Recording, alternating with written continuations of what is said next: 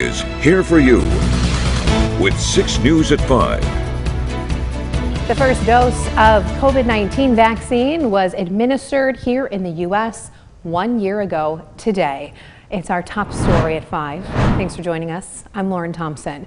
1 year later, more than 200 million Americans are now fully vaccinated, and health officials say more than 3/4 of the eligible population have now gotten at least 1 dose of vaccine. However, the latest CBS News poll finds many have no plans to get a booster shot. Skylar Henry is here for you now with the latest.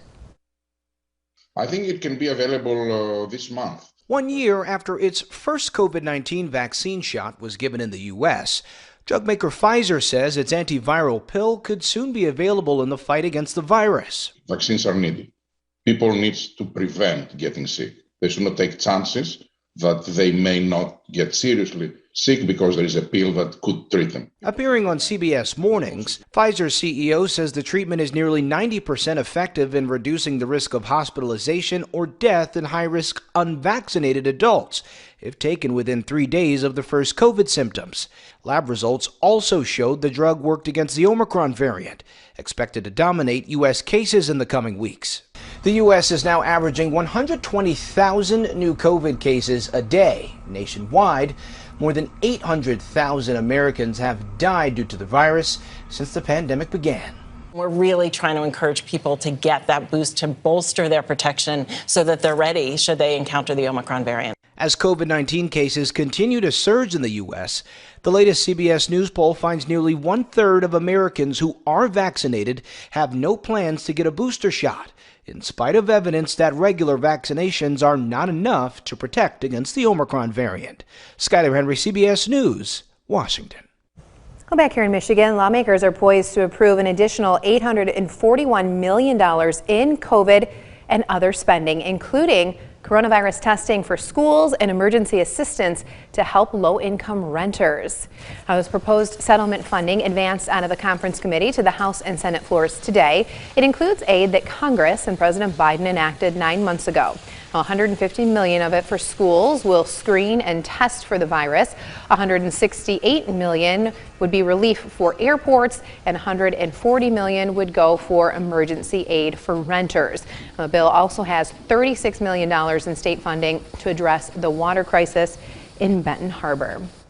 As always, be sure to stay with us here at 6 News on air, online, and through our 6 News app. We will continue to be here for you with the latest on the pandemic. Well, this evening, the House could vote to hold another Trump ally, former Chief of Staff Mark Meadows, in contempt of Congress. Meadows failed to appear before the House Select January 6th committee last week, despite a subpoena. Natalie Brand is here for you now with the latest from Washington. For the second time this year, the House will vote on whether to refer criminal contempt charges to the Justice Department in connection to the January 6th investigation, this time against former White House Chief of Staff Mark Meadows, who also once served in Congress. House Democrats are continuing their witch hunt into President Trump and their political opponents. He has a legal obligation to show up and to answer the questions of this committee. The 9-member January 6th committee investigating the assault on the Capitol unanimously recommended the charge Monday night after Meadows defied a subpoena to testify. Meadows had previously turned over roughly 9,000 pages of emails and texts from the days surrounding the attack. Donald Trump Jr. texted Meadows, "He's got to condemn this ASAP. The Capitol Police tweet is not enough." Fox News host Sean Hannity urged Meadows to tell President Trump to make a statement and ask people to leave the Capitol. Meadows has defended himself multiple times on the same network, citing executive privilege. The executive privilege that Donald Trump has claimed is his to waive. And that's why we filed the lawsuit, to hopefully get the courts to weigh in. Meanwhile, the Attorney General for the District of Columbia announced he's suing 2 far-right groups, the Proud Boys and the Oath Keepers, for their role in the January 6th attack. Holding wrongdoers accountable is an American value. It's the first civil lawsuit against individuals connected to January 6th, accusing them of causing harm to the district, democracy, and police. Natalie Brandt, CBS News, Capitol Hill. Well, on the local political scene, Governor Gretchen Whitmer sent a letter to Secretary of State Jocelyn Benson today calling for a special election to fill 3 vacant seats in the Michigan House of Representatives. Now, the vacancies were caused by the Senate elections of Doug Wozniak and Mark Huizinga, who previously represented the 36th and 74th district in the House, and the passing of Representative Andrea Schroeder as well, who represented the 43rd district. The governor is calling for a special primary election to be held on March 1st of 2022, and then a general election to be held on May 3rd. Well, payday loans could soon be a little easier to understand and less harmful if they're not paid back in a timely fashion. This morning, the Board of State Canvassers met to talk about the language in a new petition designed to further regulate payday loans by capping interest rates. Now, those who support the drive say the wording in loan agreements can be misleading and people don't understand the true interest rates that they have to pay. The petition calls for these changes. Describe deferred presentment service transactions as payday loans. Prohibit service fees on these loans that are above an annual percentage rate of 36%. Deem transactions that exceed this rate void and unenforceable, and provide powers to the Attorney General to enforce and penalize attempts to evade the Act's requirements. All those in favor signify by saying yes. Yes. Yes. All those opposed say no.